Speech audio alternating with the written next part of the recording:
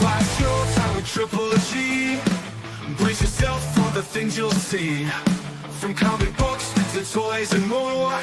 And all cartoons that we adore. Pop culture, flicks and geeky stuff. We love it all and can't get enough. So settle in and enjoy the show. Please hit like and subscribe before you go.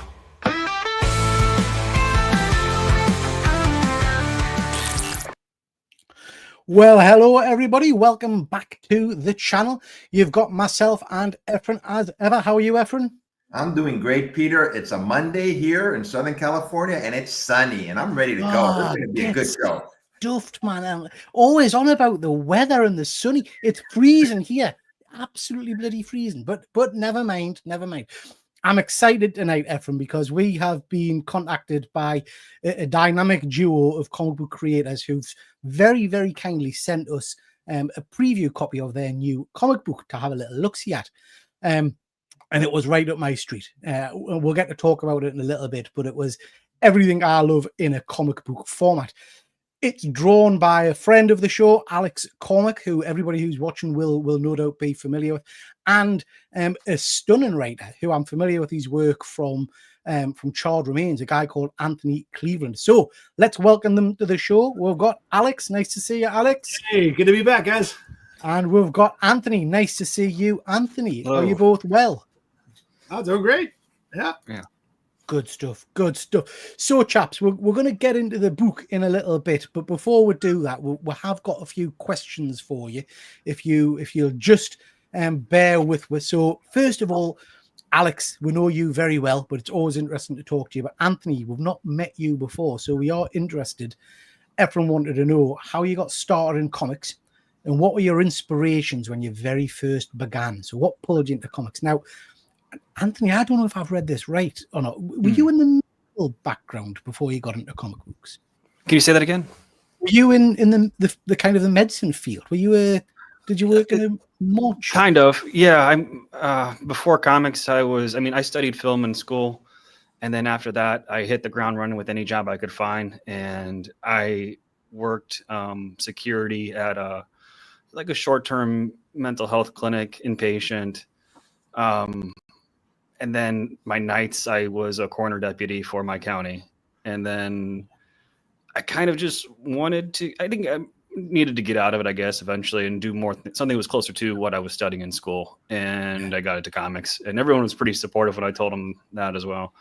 And then I did self-publishing, and then was fortunate enough to get selected in the Mad Cave Studios talent search. And I've been with them pretty much the whole time since then. Mad Cave are a company that are pushing out some absolutely stunning books at the moment. They really are. Me and Efren talk quite a lot, Efren, don't we, about the days when, because me and Efren are quite old. Yes. You know, it used to be Marvel and DC, but things have changed a lot over the last few years, and there's some comic companies now putting out some stonking books. Alex, you'll know all about that because you work with some varied publishers, don't you? Some great publishers. Yeah. Oh yeah. With other than Mad Cave, I've worked with Dark Horse and IDW and Comics Tribe and Bliss on Tap, Red Saddle Media, and a few others that aren't even around anymore. Yeah. And how did you get into the biz again, Alex? Remind me. Oh, I was doing after college. I studied animation, and I thought I was going to do cartoons. That was my plan. And I made a few films. I played a few festivals, but nothing was really clicking. There was nothing that was like I can make a career out of this. It was all pay to play type of thing. And but I found that my favorite thing to do with these animations I was doing was the storyboards. And I thought, oh, there's got to be a way I can translate this to doing comics and just do it that way.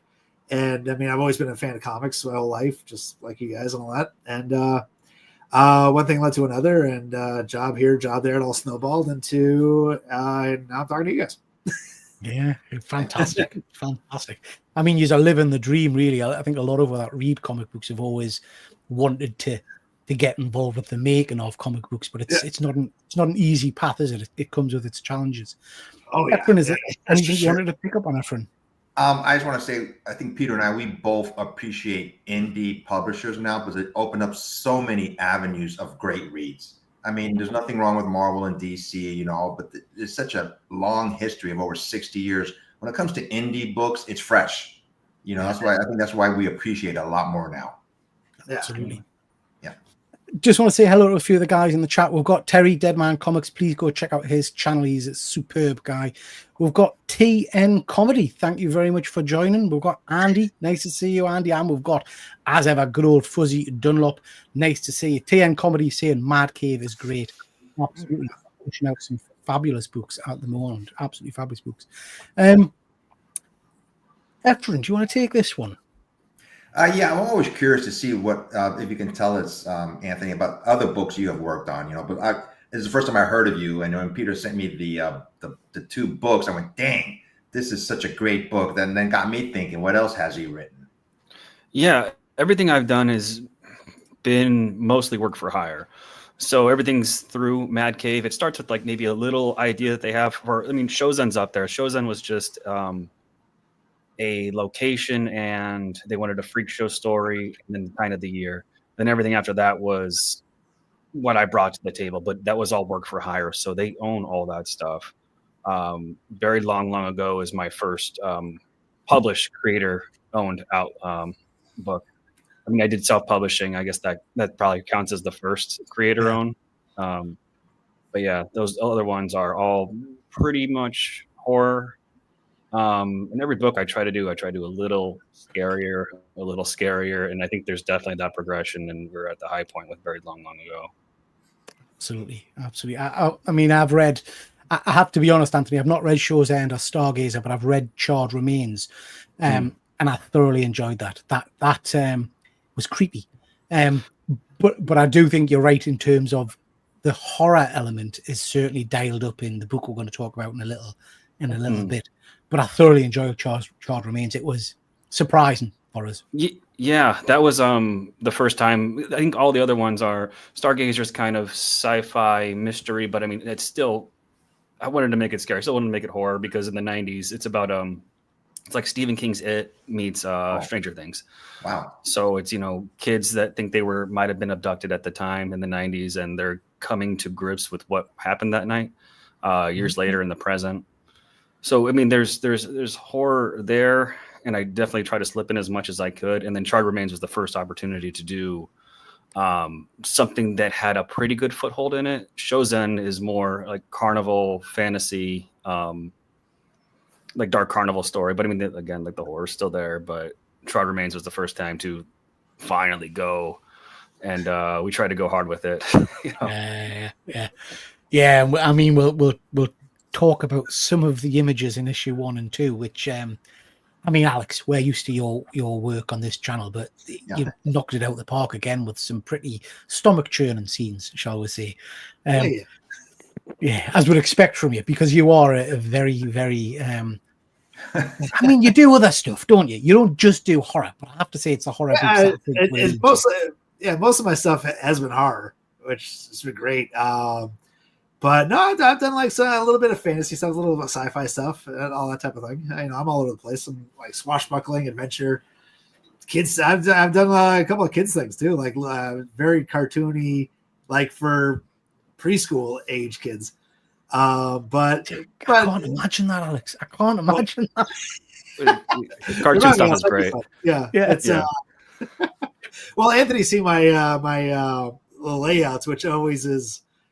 It looks like you gave it a story to like Jim Davis or something like that, and it's always like super cartoony and I'm like, I swear to God, it's not gonna look like this. It's actually gonna look good.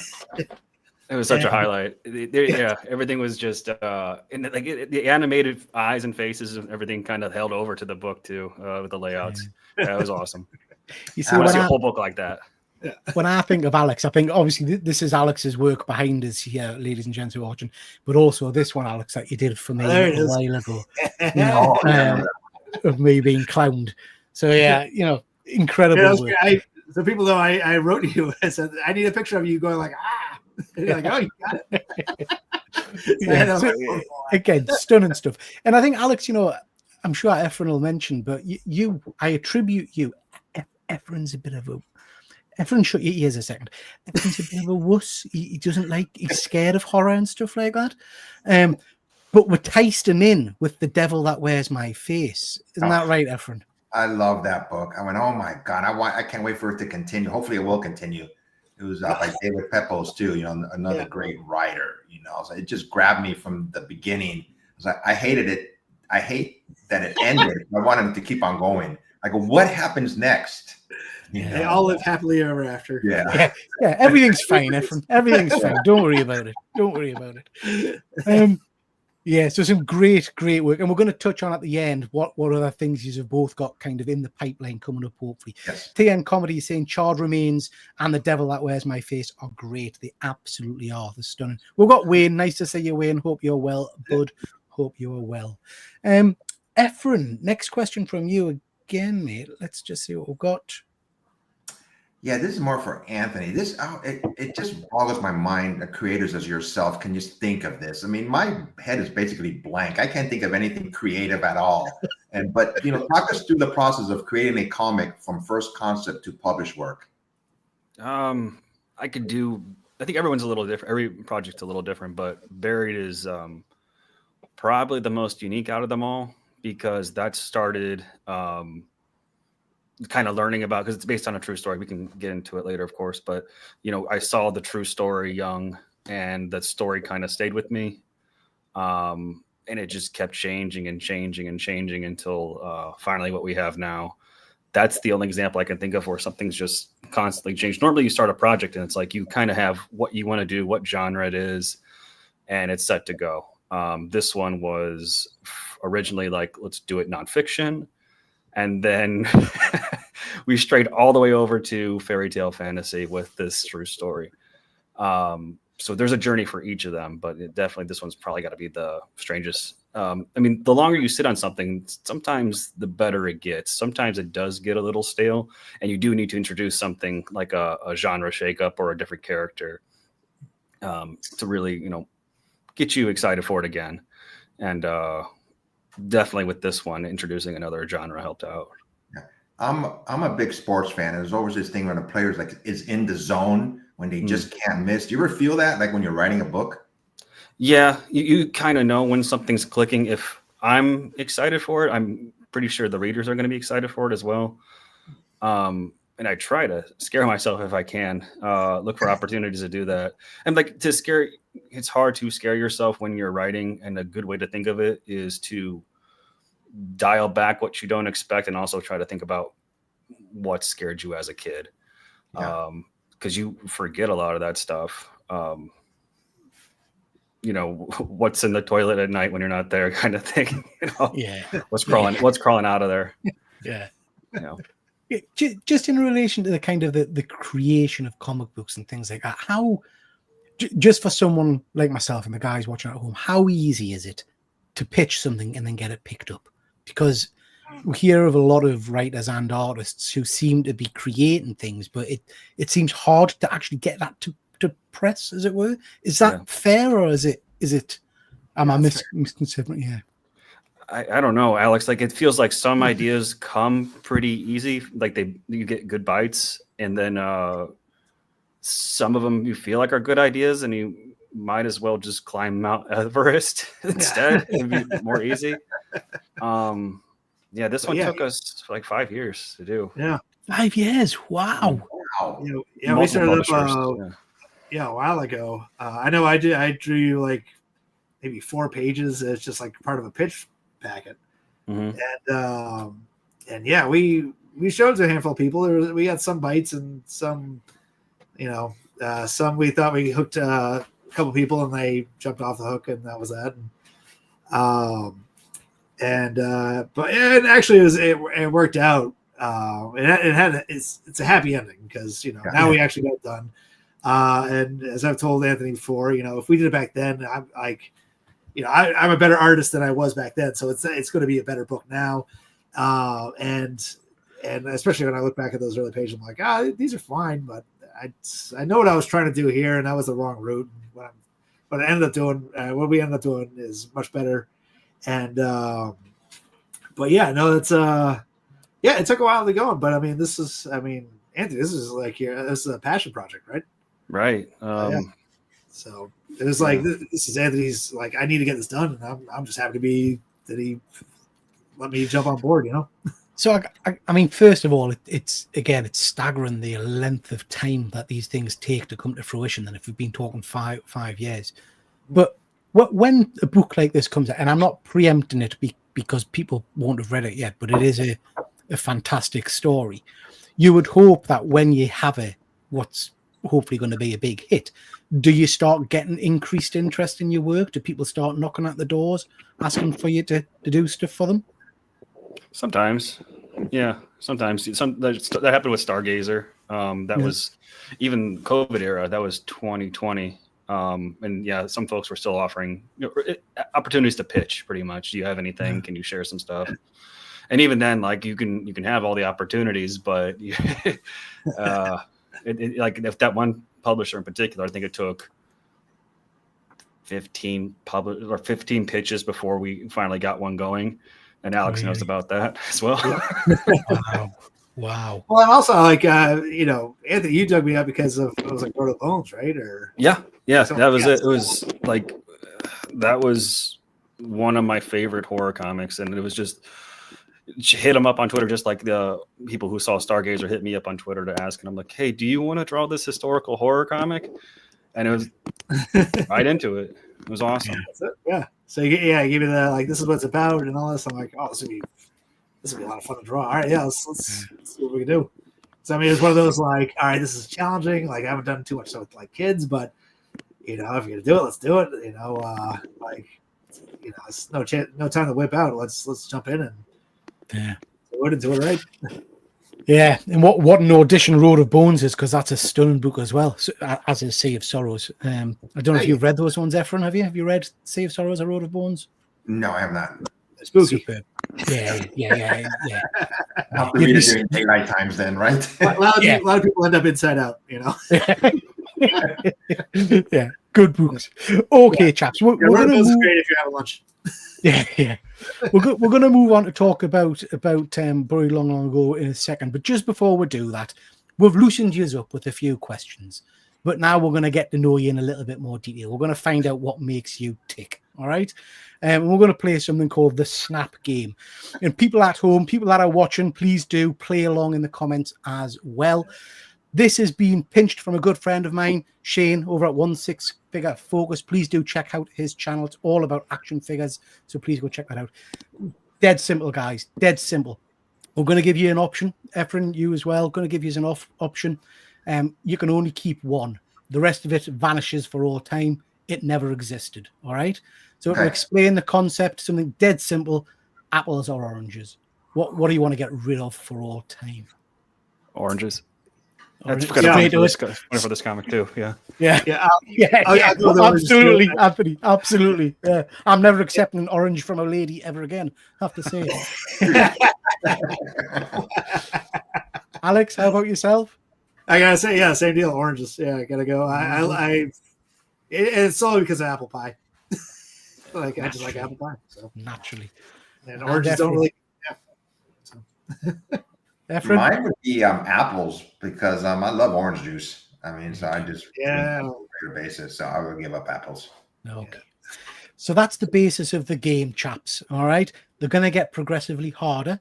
We're going to move away from apples and oranges and move into comics, but we'll start off with a nice one.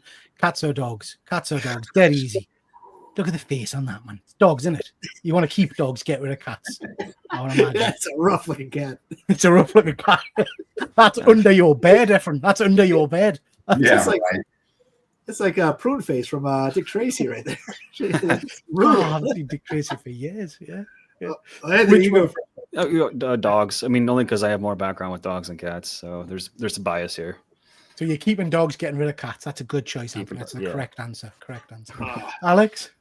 You're gonna be mad at me. I got 2 cats here, so I gotta.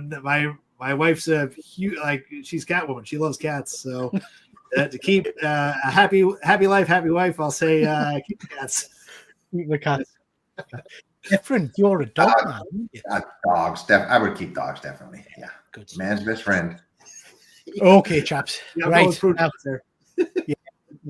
Now we're gonna start taxing you. These are just easy warm-ups. Kirk or Picard? Which one are you getting rid of?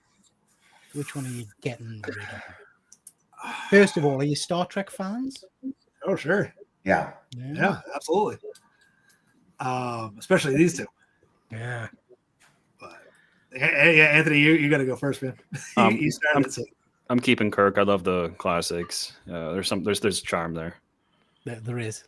Yeah, but Picard's very British. Yeah, Alex. I've got as much as I love Picard. Yeah, I got to go with keeping Kirk. Just because, I mean, Star Trek 2, 3, and 4, it's one of the best trilogies right up there with like Indiana Jones and Die Hard and Back to the Future. True. It's the classic. The first one's amazing. Second one's still good, but not as good as the first one. And the third one is just gold. Yeah. Even though it's 2, 3, and 4. Yeah, you gotta. Yeah. Efren, I know you're a Kirk man, aren't you? Yeah, it would just have to be Kirk. You know, he's the original. So I mean, I love Picard too, though. It'd be there's a tough choice, man. But yeah, I would pick Kirk. Good stuff. Marvel or DC. Now, I understand that you guys might be wanting to protect careers and things like that. So if you want to opt out, fair enough. I don't think Marvel or DC are watching. I have to be honest. But Marvel or DC, which one would you get rid of? And I know Zephron jumped off. No, he's back. Right? Yeah, he's like, coward. That's a tough one, isn't it? That's a tough one. Yeah.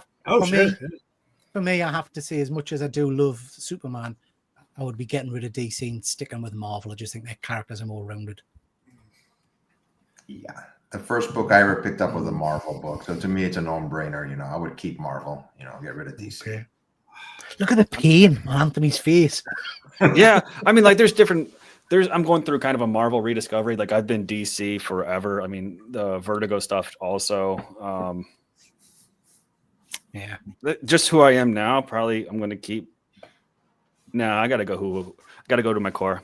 Keeping DC. You keeping DC? Okay. I got to keep my background. Good stuff. Alex? Oh, Lord. Yeah, it's, I mean. No, you know what? I'm going to go with DC because Batman was my guy when I was a kid.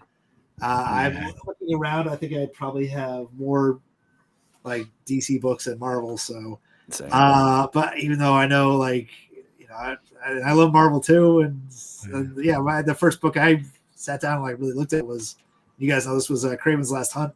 So yeah, there you go. But not tough. Not seen the film yet. Have you guys seen the film yet, Kraven? No. I'm fine. As far as I'm concerned, he blew his head off in that book. He's done. Alex, I didn't think you'd say. I thought you would say pass in case any of them ever reach out to you. In case pass. And my number is 970. Okay, guys. Now you both know and do a lot of horror work. Horror or sci-fi. This is a hard one. Horror or sci-fi? Which would you get rid of? You can never have any more horror, or you can never have any more sci-fi. In sci-fi, I'm including things like Predator, Alien, things like that, because that's yeah. I'm looking at the two images you got up here, and I mean, with the images, I gotta go sci-fi, but if we're choosing images for sure. Yeah, but getting rid of sci-fi or keeping sci-fi.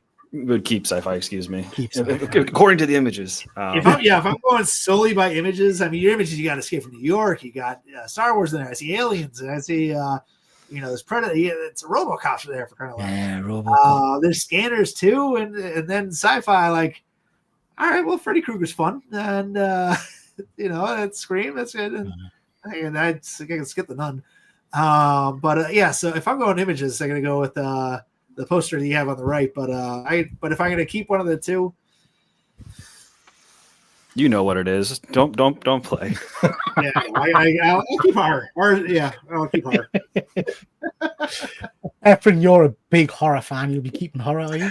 I would get rid of horror so easily, man. It's just some of these movies. I mean, I love the Scream, series, the shows and the movies and all that. And I love Aliens, but those other three, I'm never going to go see those movies. It just bothers me too much. So okay. Sure. Last couple of questions, guys, and then we're going to move on to learning all about your book. This is hard. Easy. Easy. Oh, Which one are you getting rid of, Alex? I'm keeping Jack Kirby, of course. You're keeping the king. Okay, you had to. Yeah, I'm the artist. Of course I'm going to keep the artist. Are you the same, Anthony? Did I hear you say? Yeah, same. Yeah. Efren? This may you're a little bit surprise like you, Stan. but I would. It may surprise you, but I would keep King Kirby too. One of the OGs to me. I mean, his artwork is just beautiful. You know, I would miss it if it went away. You know, I'm sorry, Stan. You know, but I would keep King Kirby. Good stuff. Okay, chaps. Last question, and it's a topical one. You can only see one of them. You can only see one of them. Superman or Fantastic Four. Both movies coming out in the next few months. Fantastic Four for me can go.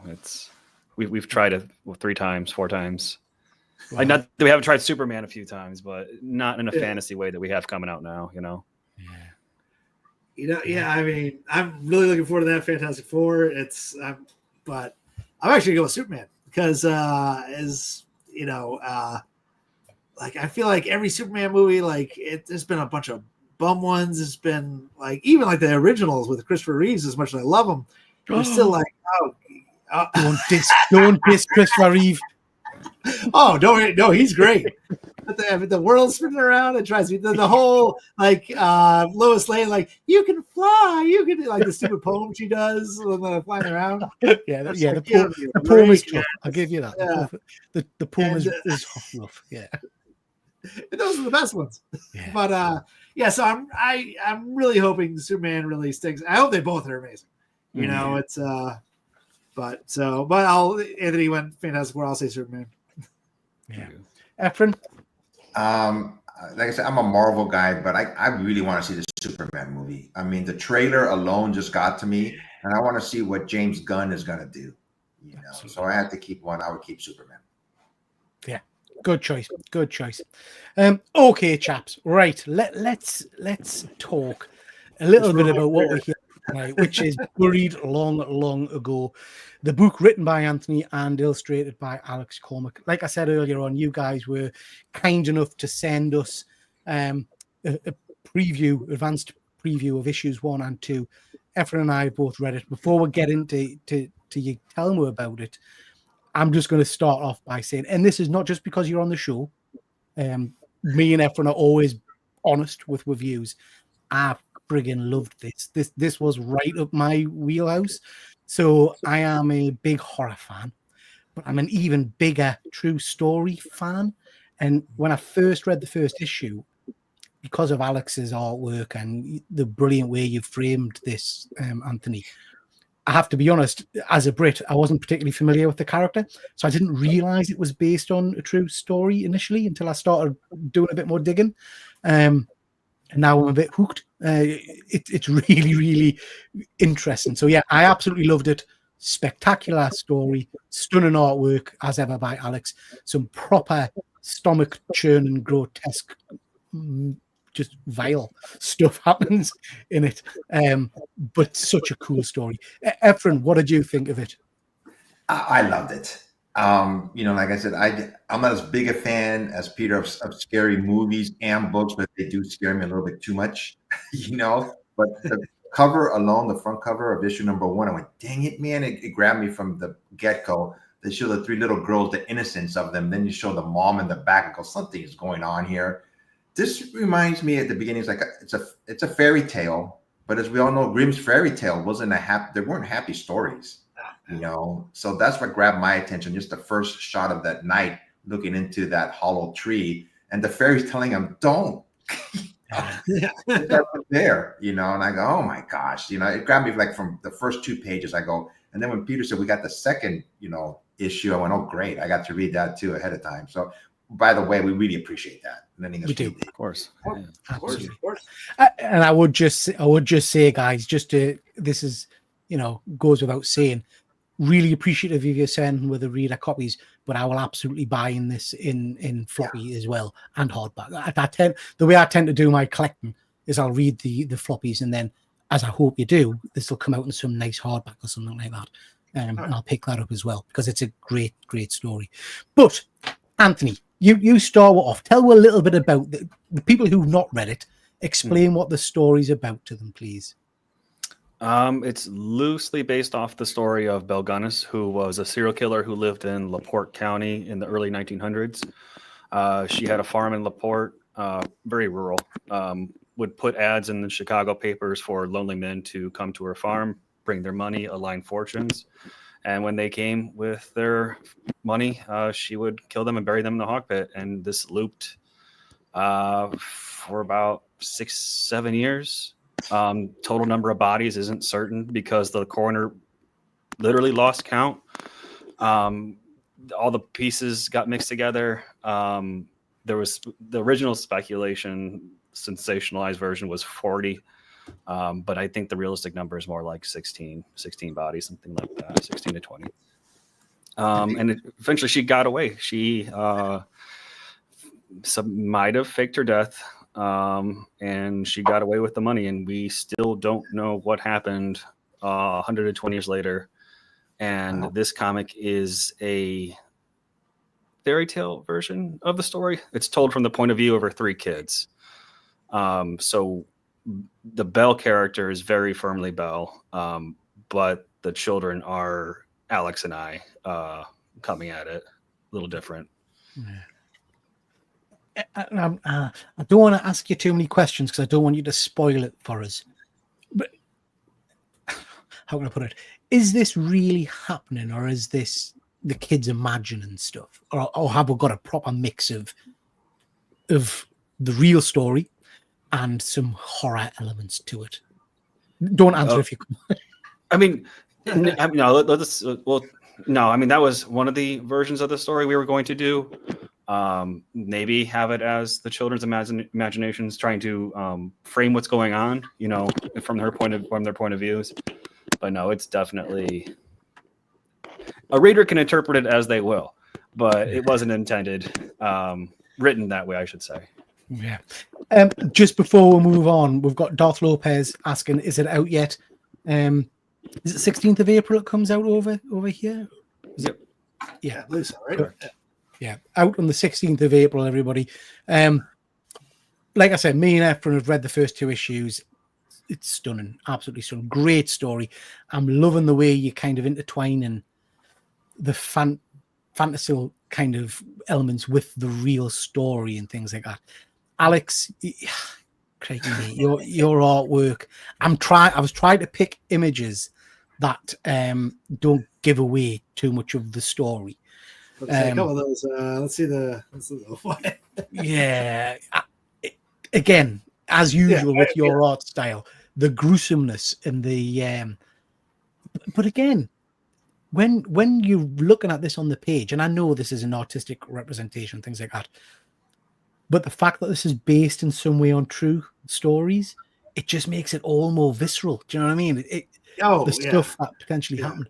Where did you get your inspiration, Alex, for doing this kind of work? How does it work between you and Anthony? Does Anthony describe the scene to you, or do you? Oh, Anthony had it was great because Anthony had this huge packet of be like, all right, here's really what they look like. Here's the farm. Here's the layout of the farm. Here's like some of the victims. Like here's like press photos. Here's newspaper clippings. I mean, the man did his work and gave it to me, and it was up to me to be like, oh, I can't half-ass this. I got to actually make sure that I do a good job here. But yeah, it was kind of like, especially the first couple, like just knowing like, all right, these were like, some of these are real people. They had real families, and this, it was 120 years ago. That's not that long ago, Yeah. The fact that like some of these kids could still be alive, and obviously incredibly old, but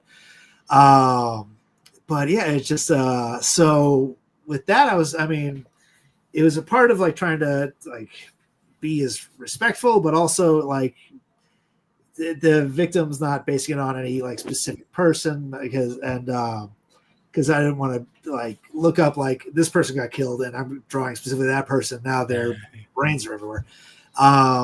So that was like just for my own sake, kind of just make up a character, and it's based on this person, but it's kind of my own creation type of thing. I think that really nicely lends into the next question that Efren had for you guys. Efren, I don't know if you want to. Really quick, Alex, something when you draw, I draw my attention to their eyes. You draw great eyes. It just, I don't know, something about eyes in the characters. I go, dang it, man. You can see everything in their eyes. I'm not just talking about just the eye part. Very well done. Just want to say. Thank you so much. Thank you. Yeah. So my other question is, do you feel a sense of responsibility when writing about true events? Respect for sure. They think we stray, of course. I mean, the way I wrote Belle is the way I see Belle. The way she talks, everything like that is close to what we have about her, what her sister said, her neighbor has said. So that I feel like is as spot on as I can get. But as far as it's, like I said, it's a 120-year-old story that doesn't have answers. It went to, because there's no answers, it immediately went to the imagination of the press, everyone, and like people have been digging for answers. There's been DNA tests trying to be, performed on the body that they found. It's inconclusive, so it's like everything is still in the imagination, and it's 120 years later. It's time to just accept that's where it's going to stay. And I think that's, once I did that with the story, it was a lot easier for me to tell my way. Of course, I'm not trying to tell the true story at all. There's many other historians that have done much, much better job than I ever could. But as far as kind of showing what Belle was like, that's pretty close. That's pretty darn close. I mean, it's phenomenal. As I mentioned to you earlier, I am a true horror kind of fan, and myself and Efren, actually, when Efren visited London last year, we did a Jack the Ripper walking tour. Yeah, I kind of feel the same about this book in regards to Alan Moore's From Hell. Though Alan Moore's From Hell did keep very close to the story, it's still that retelling of a tragic event, but just bringing it into people's consciousness. Because, like I say, I'd never heard of this individual, so me and my wife love this. So we're into like now doing research, find out is there any shows out there about the history and the crimes and things like that. Yeah, so interesting. From Hell was a good guiding star, I guess, when starting out. As a lot of true crime comics were, but that one does like stray, but it strays in areas where we don't know. So Moore put his own fill in the blanks there and try to expand the story from what he had, being the goal chasers of the story. I don't know if I don't really follow what he did there too well. I mean, I definitely bring our own, story that we're telling here, not trying to fill in the blanks and speculate or anything like that, which is fun to do with this story. There's lots of interesting theories about what could have happened to her, where she ended up. But that's not where we go here. Yeah. And you do your own take on things, because I'm pretty sure there won't have been a candle-eyed monster really living in a backyard. I would hope not. So you do bring that kind of fantasy element to the story, which is just great. I guess one of the other questions we did want to ask you guys is how many characters in the book are based on real characters? We obviously know about the kids. Alex, you just mentioned that you've tried to distinguish the victims from the real victims. Are there any other characters we're going to see who are from historical records? Just Belle. That's the only one. I mean, we could have done other kids. It doesn't have to be 3 girls or whatever, but it was just what was easier for me to tell, because she had 2 girls, the adopted daughter, the older one, and then baby son, and that's what I have. So that's what I rolled with. Besides the adopted daughter, I have 2 girls and a young son. So it was hard for me to write for a long time, just because I didn't know how to write these characters. And then I kind of looked at my kids and I'm like, you entertain me, I'm sure you'll entertain a few more folks. And like everything that they say and do is it's my kids. So that was the final piece to tell the story. Like I was talking about how long it took. It was the research, and then finding Alex, and then even when we did have the publisher, it wasn't like I had the kids sorted. It wasn't until Mad Cave picked us up, and I'm like, okay, we're going now. It's time to figure out this last piece of who these kids are, and then using my kids and looking at them was where it all kind of came together. How many issues is it, by the way? Sorry. 5 issues. 5 issues. Fantastic. Efren, I think you had a question. As a person who reads comic books, one of the first things we normally look at is the cover, and then we read the book. So far, so good on both. Alex, how did you come up with the idea for the cover? This was like one of like I did a handful of ideas. It was but you know, it was just kind of trying to introduce the world that they're getting into. That's what, especially for a cover for one. You kind of want to give an idea of like what again. So I really just basically want to show off the farm, and that there's something obviously buried long ago. It's in the title. It's stuff's rooted down into the ground, and no, honestly, I just kind of sketched out a handful of ideas, and I sent them to Anthony and our editor, and we're like, no, yeah, this part's good. What if we do this? And it was real collaboration. It was like wasn't all just me. It was like, what if we put the family here? And so it kind of turned like into a family photo in front of their farm, and just a little more creepy. Yeah, for sure. We've got a couple of questions from the chat for you guys. So, TN Comedy, what would you say was the hardest part when it came to writing this? That's a good question. That's a good question. Definitely the kid aspect of it. I think I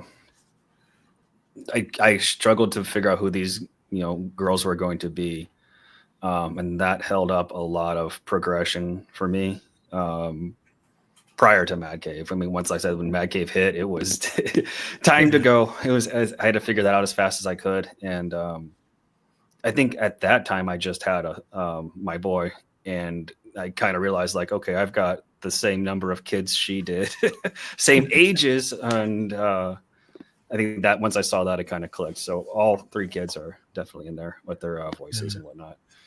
Yeah, I think that's my first time writing kids, just like it was Alex's. Is this your first time having all kids in the cast? It wasn't my first time, but like, but every time I did kids, like it was like maybe an issue, or there'd be kids, but they wouldn't be the main characters. You know what I mean? Yeah. But yeah, I remember he asked me that. I'm like, oh shoot, am I doing them bad? Like, am I doing it bad? Like, no, they're great. But I'm like, oh, all right. It was like, oh, so good. Like, kids, especially comics, are.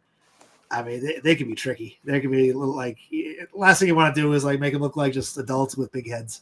You know? Yeah, I mean, when he was bringing them to me, like in my head, I wanted to be like, I like the over the top expression you kind of see in manga, and he brings his pages to me, and that's exactly what I'm looking at. I didn't want to tell him to draw like manga. I want Alex to draw like Alex. But then he shows me those pages. He's like, is this okay? And I'm like, that's exactly what I wanted. And he showed me his references. He was using Akira. And I was like, this is some quiet synergy that we've got going on. I mean, I would say, having read issue 1 and 2, you're right. It's a kind of a kid-centric book in terms of the main characters, but they feel believable. So the art style, Alex, is spot on. They feel like kids, but also Anthony, if I can say the language you've got coming out of them, the conversations they're having, the pokey eye stick and all that, it feels like I'm reading children, if that makes sense. Mm-hmm. I think it's very authentic. It feels very real, to be honest, which makes it even more horrific when you see what these kids, not that anything's happened to the kids, I'd hasten to add, but when you see what they're living through and experiencing and witnessing, it adds to the horror element, I think, Yeah, absolutely. That's how my kids talk. yeah. Poking eyes and everything else. Yeah. I mean, I have to say, again, I don't want to spoil it, and being slightly crude, there's a conversation in issue 2 about using the pot in the bedroom and what's going into the pot, which I just loved. Yeah. Another question, from Terry, which is another great question, is: have all 5 issues been completed by you both? Are they ready to hit stands? I've got to do the last thing I think we have to do is lettering for issue 5. I just got a draft of that done, or a draft passed to me. I got to review, and then after that, it's done. We're all set. That's good to hear, because one of the things I have to say we do moan about on this channel a little bit is that there are some great books out there. Holy Roller. Don't know if you've read Holy Roller. Fantastic book. Had 8 issues or something, and then it's been like 5 months between issues, waiting for the last issue, and that, Yeah. as readers, that can be quite frustrating, you know. So I think Terry's hoping there that the full 5 issues are going to come out one after the other. Let's see what other questions we've got. So the book's a fantastic mix of horror and fantasy, and I would just say again, it interweaves beautifully. What are some of your favorite horror and fantasy stories or movies that have perhaps inspired your work so far? Ooh. You got it, Alex. I could say that for my inspiration on this guy. It goes from like a Pan's Labyrinth with especially the kids and kind of escaping this fantasy world where still what's going on at the same time. I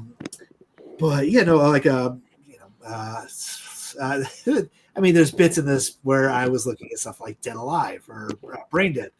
There's bits of this I was looking at like The Shining. There's bits of this I was looking at like I said, Pan's Labyrinth. There's bits of it I was looking at Studio Ghibli film. My Neighbor Totoro was and Ponyo. I've had those in my head, a lot of it. And Akira, especially the first volume when the characters still looked like kids before all of a sudden they jumped up in their 20s. I was looking at that and being like, all right, how do you get kids down? We were talking about Andrew Wyeth a lot. I was looking at Basil Gogo. I mean, it's kind of all sorts of stuff kind of just mushed together and got into this. And I was even thinking my grandparents, my mother's side of the family is from North Carolina, and I remember going to her farm, their farm, and like walking around. And so I was trying to think of memories from that place. And I mean, when we started this, it's supposed to be springtime, so it's all muddy. And here in Vermont, once all the snow melts, we call it mud season for the spring because it's just everything's mud. So a lot of that, I just went outside and looked around and be like, okay, this is what it looks like, and hopefully this passes for Indiana. Yeah, I mean, it definitely did. I lost my trail of thought. I mean, like the whole thing is taking a bunch of things that shouldn't really mix together with this book, and to me, they work. Hopefully everybody else too, but it's like the true crime and fairy tales should never meet. But they do, and we have this. We've got, like Alex said, with the coloring, we've got Andrew Wyeth and Basil Gagos mixed together, and it just has this very unique look to it. It's just a like weird combination of things. We've got, like you said, My Neighbor Totoro and like Night of the Hunter. Yeah, that's another together. And it's very long ago. Thank you. Yeah. Stunning. Efren, anything you want to add before we start to wrap up? No, I mean, like we've loved both the first 2 issues. I can't wait, to buy all of them all. And I want to read them right up. Now I want to read the rest right away. So if you want to send us the other 3 beforehand, please do. Yeah, we could. Yeah, I love this so far. Like I said, I'm at the beginning, before I met Peter, I would just shy away from horror, anything. But he's, little by little, I've been opening myself up more and more to horror stories. And yeah, I just love it. I really can't wait to read the rest of this series, to see what happens. I want to know what happens like right now, to these little girls, So. Yeah. Next issue is a good one. Yeah. The last 2 have been phenomenal. So I'm looking forward to reading more. Anthony, for people who are watching, just kind of a brief summary. Why should they be picking this book up? What audience do you think it appeals to? I've been talking. I was just at a Comic-Con the other day, and it connected with people that like fantasy, people that like horror, people who like history. There's a broad range of folks that have gravitated to this. And I mean, at the core of it all, like I just wanted to tell a story with kids. And that's really what this is. So there's heart, but there's a lot of things they got to overcome. So it's not a safe story for, readers or anybody really to go through. For little kids, but yeah. I mean, you mentioned that there, and it's a great point, Anthony, because I've focused on the horror element to it. The horror element is only as horrific because I'm invested in the family, if that makes sense. So I genuinely 2 issues in and I care about these kids, and that increases the fear and the horror in the, so I think, you've both done an incredible job of making this family, not all the family, because I'm not keen on the mother, but the family very likable and pleasant. Yeah, I can't wait to read more. Where can people get a copy of it? I'm presuming it's coming to all good comic shops. Yeah, I've been hitting them all up pretty much. Definitely reach out to your comic shop. It's through Lunar Distribution. Just let them know Buried Long Ago is what you want. Absolutely. I did have one more question, Peter, if that's okay. Of course. Alex, earlier in a video today, you mentioned that you're a better artist than you were, like, say, 5 years ago. Do both of you think you're going to are getting better as the years go by, as far as being a writer and an artist? Oh yeah. Yeah, I mean, he said that to me. We got, I think, abandoned, straight up ghosted by a publisher. And he said, like, okay, well, I got time to get better now because those pages. And I'm like, those pages were beautiful. They were so good. And then to hear that we're going to get better, or he's going to get better, and great morale boost. Just the optimism. Better than just Like, well, a lot of folks would just be like, okay, I'm done. I'm like, I can't do it anymore. I can't, get the time to it. But yeah, it was I know I love those early pages so much, and we'll put them up if I can find them. I'll find them for a while. I got them somewhere. We'll check them in the trade. There you go. Toss them in there. But yeah, I mean, they were perfect to me. But it was nice to hear we're going to get better. This is not that. It's not a bad thing. We have time to get better, and I think really we did. Especially, like I said, like, I couldn't figure out the pieces to get the girls right, and it all kind of clicked in the end for both of us. Yeah. I guess all I would say is, Alex, you did these pictures behind us here for me, 3 years ago now, I think? 2-3 years ago, maybe? It wasn't 5 years, because if it was 5 years, it'd be crap. Exactly, yeah. Well, I was going to say, if it gets better than that, Jesus, I mean, these are friggin' stunning. The brief for this, Anthony, was give us a fucked up Thor. And he's given it's incredible. So if it gets better than that, that's amazing. And Anthony, all I would say for you, mate, is I am old. I've read a lot of comics, and I've read a lot of great comics, and I've read a lot of poor comics. Your writing is up there, mate. So, if you do get better and better each step, I guess, you're already very, very top of the game as far as I'm concerned, because this has got everything that I think you need in a book. Very grateful. Yeah. TN Comedy's got a great question here. Great question. Out of the 5 books in this series, do you have a favorite issue? Is there a one issue that, as a writer, you like the story, and Alex, as an artist, you really enjoyed? Yeah. I think I know the answer, but yeah, number 2. Number 2 has the number 2 has the poop joke, so I'm gonna roll with that. Oh yeah. Number 2 is fun. I got to go with so that's the thing. There's like segments in each one that I really enjoyed drawing. Like there's a part of number 2 with like there's this thing with like the pigs like getting loose, and I had a great time drawing that. Yeah. And like the number 2, the last 3 pages, was just a like punch. Like, it was great. Like each page was like and so. The toilet. Is that the toilet scene? Yeah, and everything that follows. Yeah. Number 3. So I thought you were going to say issue 3, because that's a heavy one. But and the finale was so much fun to draw too. It all sounds great. Right? Yeah, the book, the entire series, it was great. Good. There's no duds. It's all killer, no filler. Exactly what one. And Terry's just saying he's ordered his from Pebbles. He supplied, looking forward to it. He's picked up the Alex Cormack cover. He's okay. He's not bad, Terry. He's not bad. Yeah, he tries. He tries. I do my best. Anthony, Alex comes. I do a little art show where we challenge people to draw images in is it 5 minutes or something? Yeah, 5 long. We say it's supposed to be like 5 seconds, 5 minutes. Yeah, but we always go over because we're chit chatting. Yeah. But I mean, the stuff he produces in 5 minutes is just obscenely good. It's obscene. Listen, guys, this has been really, really good. Thank you so much for chatting with us. Just before we end, another plug, everybody. Please do make sure you check out this phenomenal book. We wouldn't bullshit you. Me and Efren don't do that. No. As anybody that watches the channel will know, we have given not exactly glowing praise before for some books that we've been reviewing them. but this really is top notch. If you like your horror, if you like your fantasy, please do check it out. It is amazing. Chaps, is there anything else you guys are working on that you want to mention that's coming after Buried, or is there any other books you want to talk to about? Buried has all my attention. That's pretty much all I got right now. A lot of freelance stuff mostly, and then the promoting that I'm I mean, I guess Anthony, this is obviously been a passion project for you. I really hope we get more of this kind of theme. I love the concept of kind of historical stories tied in with horror and with family drama. It would be great to see more from you in this kind of area. So there's lots to pull out from that, isn't there? There's loads of guests.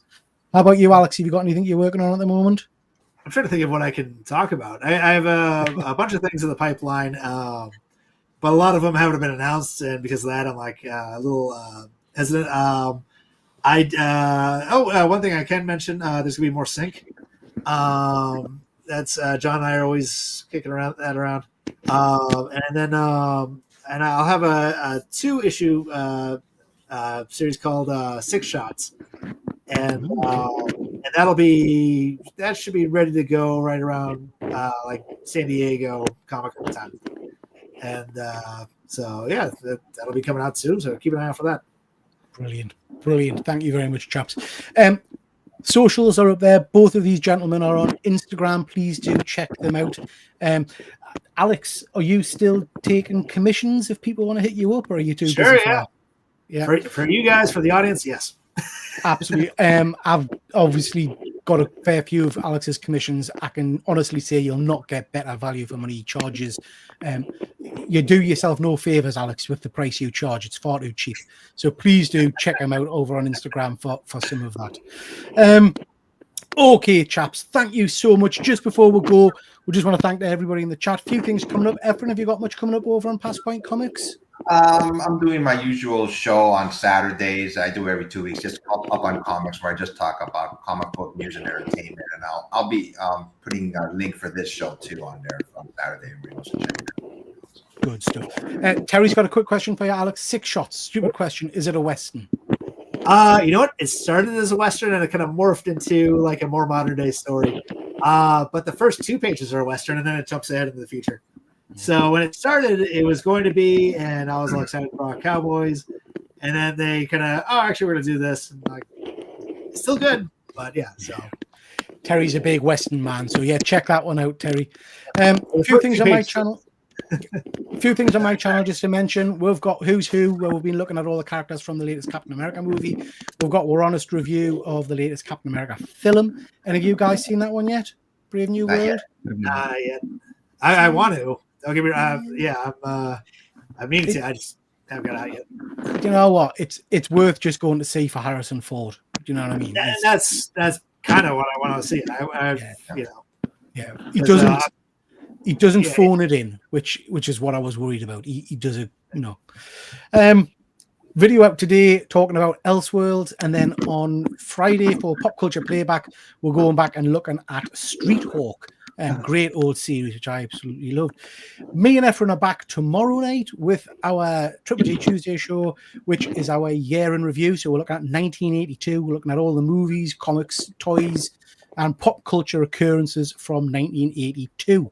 So lots of exciting stuff there. So please make sure you come back. Make sure to mention October. Yeah. That's what I'm born, so yeah. No, and you would, yeah. So, we might even have a slide in it, Alex. We might even have a slide in it. So, yeah, well worth checking that one out tomorrow. And that's your whack. Thank you so much, gentlemen, for sending us this book. We really do appreciate it. Honored that you sent it to us. We loved it. Really hope that we can maybe catch up once the series is concluded and do a bit of a rundown of the full story if you guys are game for it. That'd be great, yeah, absolutely. Be good fun. Thank you to everybody in the chat. Do appreciate you stopping by. And with that, we'll catch you all next time. So take care, everybody. Bye. Thanks, guys. Bye. The curtains close. It's time to go. We really hope you enjoyed the show. on and hit like, subscribe before you run. All that remains is our thanks to you, from Triple G and his YouTube crew. We really do hope you come on back, but for now, that's your whack. Yeah, that's your